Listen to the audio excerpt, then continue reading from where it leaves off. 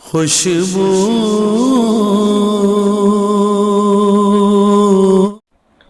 بسم اللہ الرحمن الرحیم۔ الصلاۃ والسلام علیک یا رسول اللہ وعلی آلک واصحابک یا حبیب اللہ۔ معزز ناظرین و سامعین، ہمارے پیارے آقا صلی اللہ علیہ وآلہ وسلم کی ولادت باسعادت کا مبارک مہینہ ہے، رحمت بری گھڑیاں ہیں۔ ذکر مصطفیٰ صلی اللہ علیہ وآلہ وسلم ہم سن اور سنا رہے ہیں۔ بی بی حلیمہ سیدہ طیبہ طاہرہ رضی اللہ تعالیٰ عنہا فرماتی ہیں کہ جب میں حضور صلی اللہ علیہ وآلہ وسلم کو لے کر اپنے قبیلے میں پہنچی تو میرے قبیلے کے ہر گھر سے مشک کی خوشبو آنے لگی۔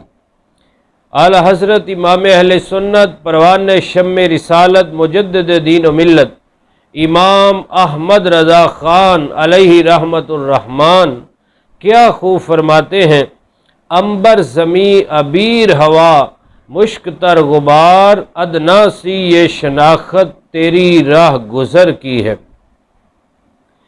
آقا یا رسول اللہ صلی اللہ علیہ وسلم، آپ کے گزرنے کی ادنا نشانی یہ ہے کہ آپ جس راستے سے گزر جائیں وہ راستہ بھی خوشبوؤں سے مہک اٹھتا ہے۔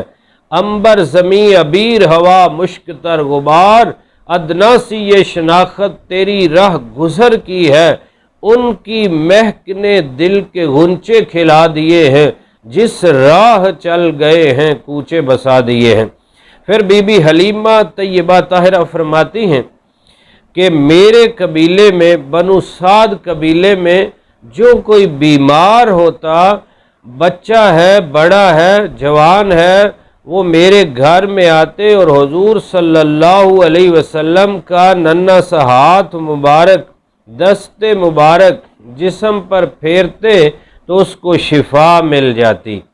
اور فرماتی ہیں کہ اگر کوئی جانور بھی، اونٹ، بکری، بھیڑ بیمار ہوتے، ان کو بھی لاتے، جب محبوب کا دست شفا پھیرتے تو وہ بھی شفا یاب ہو جاتے۔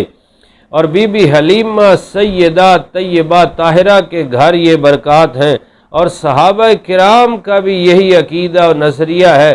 مسلم شریف میں ہے، آقا علیہ السلام نماز فجر سے فارغ ہوتے تو چھوٹے چھوٹے بچے پیالوں میں پانی لے کر قطار میں کھڑے ہوتے، سخت سردی کا موسم ہوتا، پھر بھی آقا علیہ السلام جب اٹھ کر چلتے تو ان کے پانی میں مبارک ہاتھ ڈال دیتے۔ مدینے کے بچوں یہ کیا کرو گے؟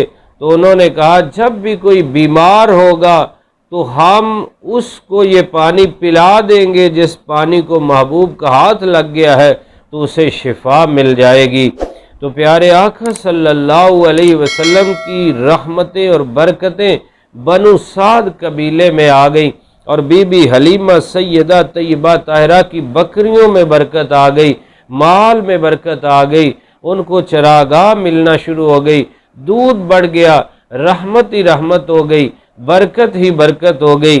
تو کسی شاعر نے کیا خوب کہا کہ دنیا کہتی ہے حلیمہ تو نے نبی کو پالا ہے، اور میں کہتا ہوں اے حلیمہ میرے نبی نے تجھ کو پالا ہے، اور میرے نبی کی برکات ہی ہے، وہ رحمت للعالمین ہے، وہ خاتم النبیین ہے، وہ اللہ تعالیٰ کے محبوب ہیں۔